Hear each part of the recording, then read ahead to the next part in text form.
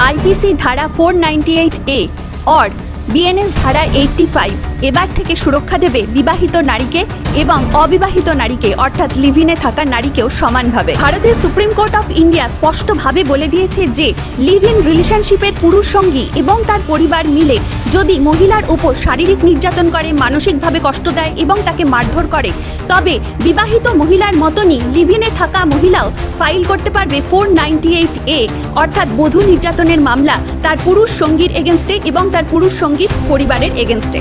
তবে এটি শর্ত সাপেক্ষ। যেমন নাম্বার 1, হঠাৎ করে গড়ে ওঠা প্রেমের সম্পর্কের ক্ষেত্রে মেয়েরা এই সুবিধা পাবে না। নাম্বার 2, দীর্ঘদিন ধরে স্বামী স্ত্রীর মতো বসবাসকারী মেয়েরা এই সুবিধা পাবে। তার জন্য বিয়ে করাটা জরুরি নয়, কিন্তু দীর্ঘদিন ধরে স্বামী স্ত্রীর মতো একসঙ্গে থেকে সংসার করাটা জরুরি। নাম্বার 3, সুপ্রিম কোর্ট থেকে বলা হয়েছে যে গার্হস্থ্য হিংসা আটকানোর ক্ষেত্রে আইনের চোখে সব মেয়েই সমান, সে মেয়ে বিবাহিত হোক বা অবিবাহিত।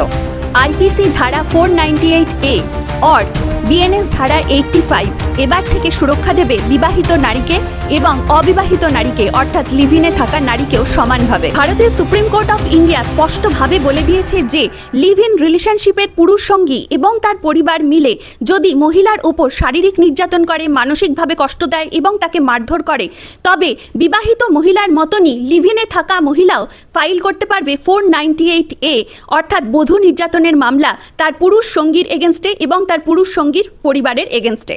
তবে এটি শর্ত সাপেক্ষ।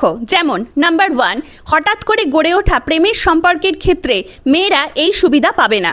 নাম্বার 2, দীর্ঘদিন ধরে স্বামী স্ত্রীর মতো বসবাসকারী মেয়েরা এই সুবিধা পাবে। তার জন্য বিয়ে করাটা জরুরি নয়, কিন্তু দীর্ঘদিন ধরে স্বামী স্ত্রীর মতো একসঙ্গে থেকে সংসার করাটা জরুরি। নাম্বার 3, সুপ্রিম কোর্ট থেকে বলা হয়েছে যে গার্হস্থ্য হিংসা আটকানোর ক্ষেত্রে আইনের চোখে সব মেয়েই সমান, সে মেয়ে বিবাহিত হোক বা অবিবাহিত।